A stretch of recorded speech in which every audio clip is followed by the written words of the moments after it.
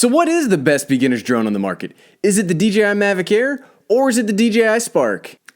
Let's find out today.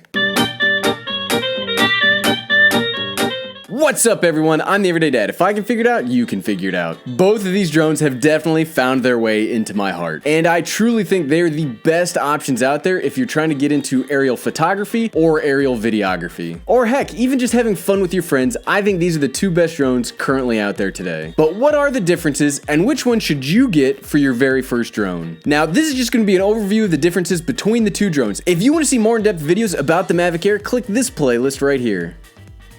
And if you want to see more videos about the DJI Spark, click this playlist right here. We're going to break this video down into 7 main categories. First up, probably the most important if you're looking at drones, because drones can be really expensive. My wife will tell you that every single day. First up, price. As of the making of this video, the DJI Spark, with the controller now included, is $399. And the Mavic Air is $799, and it also comes with a controller. Now, do you need the controller? No, you can use both of these drones with just your cell phone, but using a controller increases the range, increases your capabilities with it, and it turns them into an aerial film platform, so I highly recommend getting the controller with either of these drones. Now, these are some fantastic deals when you consider that there's not another drone on the market that can come close to either of these for their convenience and quality. The only competition for these two drones is each other, seriously. You won't find another drone out there that can do what these two can do. Number 2, portability. There are some drones on the markets that are better than these two. There are even some other drones out there for comparable price that have better cameras than these two do. But no other drone can touch these two when it comes to portability. I mean, look how small it is. I mean, this is my Samsung Galaxy S9, and this is the Mavic Air. That's how close they are. It's insane how compact they are. Now this category really kind of boils down to your personal preference. Do you prefer the hard case and the one-piece frame of the DJI Spark? Or do you prefer the softer case and the smaller folded up size of the Mavic Air? Neither of the included cases holds the controller, so that's not a factor in portability, but both of them are roughly the same size and both of them are roughly the same amount of portability, so size, draw. Number 3, and in my mind the most important one, is ease of use. Here's where we're going to start seeing some separation. Both drones are easy to use, however we're including connection as a type of ease in this situation. The DJI Spark is solely a Wi-Fi device. It is Wi-Fi through and through, Wi-Fi in the connection between the controller and Wi-Fi in the connection between the drone. Now there are some people that use an OTG cable with this. I've only done that once, so it's not something that I've ever really needed to do. The connection is stable enough, however you can have some problems with your smart devices. Heck, I made a whole video about how my Apple Watch would interfere with my flight while flying my DJI Spark, so that's something you're going to have to think about when you're using it, and it makes it a little more difficult to use. The Mavic Air is also a Wi-Fi based platform, however it comes with a built-in OTG cable that connects straight to your phone, leading to a much more stable connection. And setting it up is just a breeze. I've had this thing out flying a whole bunch of times and I've never had a problem with connection with the Mavic Air. The enhanced Wi-Fi is actually pretty good. It's no OcuSync, but it's pretty good. Here's the big one, image quality. Now here's where the gulf really opens up between these two. But let's cover some specs quick first so we're all on the same page when we're talking about what the cameras of these drones can do. The DJI Spark is a 1/2/3 inch CMOS sensor that can take 12 megapixel photos. It has an 81-degree field of view with an f2.6 aperture.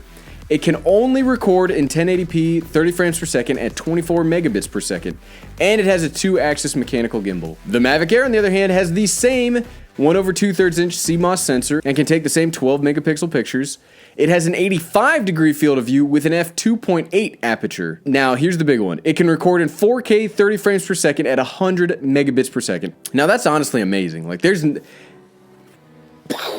no other portable drone on the market that can do that. It tops everything, even the Mavic Pro, for 4K 30 frames per second. Seriously, it's great. It can also do 2.7K at 60 frames per second. It can do 1080p at 120 frames per second, and it has a 3-axis mechanical gimbal. And like I said, here there's really no comparison. The Mavic Air is objectively better. It can just take better video than the Spark. It can record more data at a faster rate, and it's just, the video you can get out of the Mavic Air is so good that it can do 4K 30 frames per second, and this tiny little thing is legit legitimately amazing. But one of my favorite sayings is, how good is good enough? Yes, the DJI Spark can only do 1080p 30 frames per second, but if you're only making family videos, or if you're just trying to get a third angle when you're making YouTube videos, I still think the DJI Spark is a really good addition to it. And if you check Instagram, you can find some amazing photos taken just with this camera. It's the same sensor and everything as the Air, it just doesn't have as good processing power. So winner of image quality, easily the Mavic Air. Battery life. Now the real shortfall of both of these drones is they both have pretty short battery life. There are drones out there like the Mavic Pro and the Phantom 4 Pro that have battery lives that last almost to infinity. Seriously,